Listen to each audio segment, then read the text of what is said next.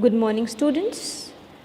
We were discussing about the digestion of food in buccal cavity, and we have done with the functions of teeth and tongue. Fine, because in buccal cavity we have to study about teeth, tongue and salivary glands. Fine, both of these we have done. Now today we will do about the salivary glands, that what is the function of these glands for the digestion of food in the buccal cavity. Fine. 3 pairs of salivary glands are present in the buccal cavity. These glands are parotid glands, submaxillary gland and sublingual glands. 2 parotid, because I told you 3 pairs, so 2 parotid, 2 submaxillary and 2 sublingual. 3 pair means 6 glands. Fine. So these glands will secrete a digestive juice which is known as saliva, and saliva contains salivary amylase enzyme, lysozyme and mucus. Fine.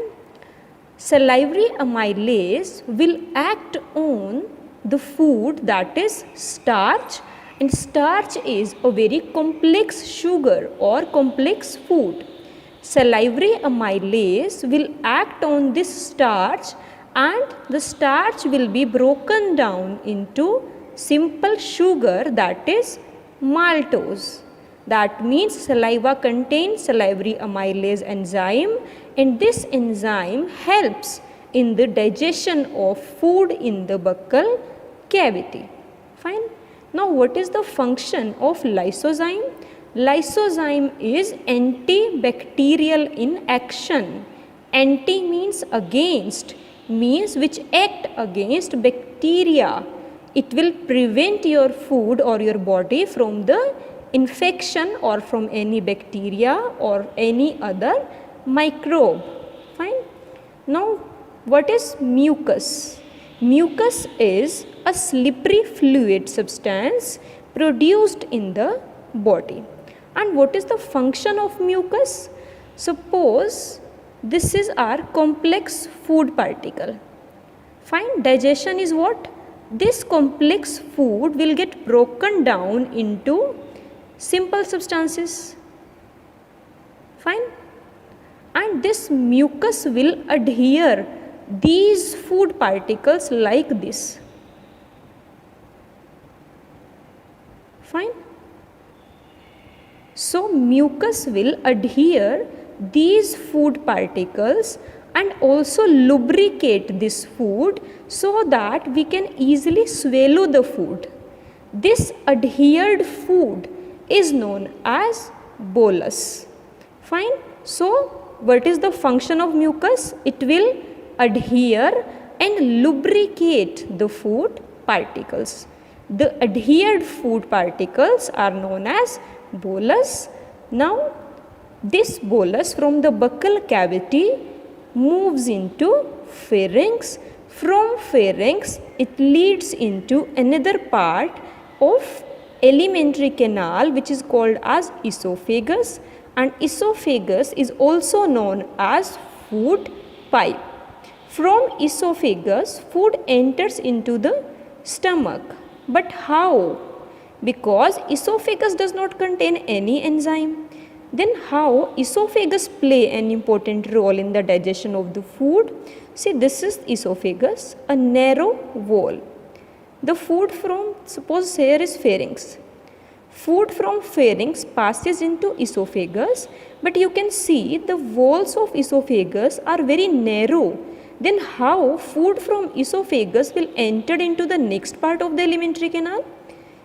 With the help of peristalsis. What is peristalsis? Peristalsis means the walls of esophagus rhythmically contract and relax.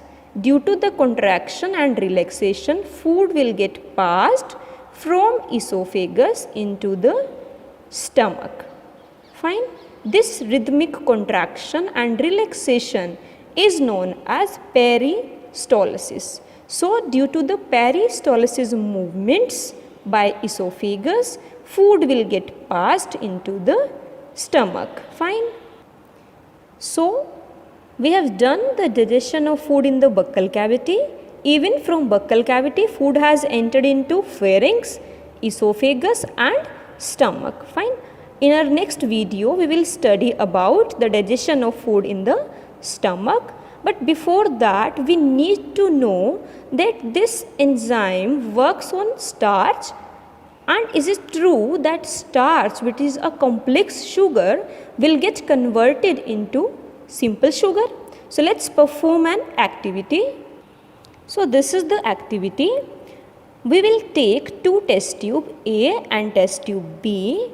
In test tube A, we will add boiled rice, and in test tube B, we will add chilled rice. Fine. Now chilled rice contains what? Saliva. And saliva contains salivary amylase.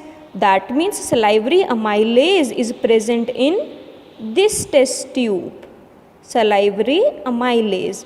But in this test tube, we have taken the boiled rice. So no salivary amylase is present. Fine. After that, we will add some drops of iodine solution in both the test tube. And we know very well that this solution, iodine solution, reacts with starch and will give rise to a blue-black colored reaction. Now, in these test tube B and test tube A, the starch will be present over here because here salivary amylase is not present. Salivary amylase is present in saliva.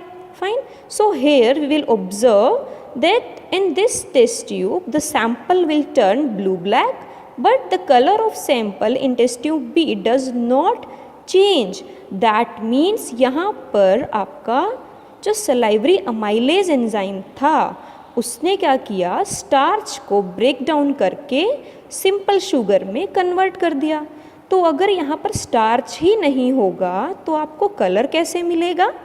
So we have proved that saliva contains salivary amylase, and salivary amylase helps in the broken down of starch. That means starch is converted into simple sugar by the action of salivary amylase. Fine.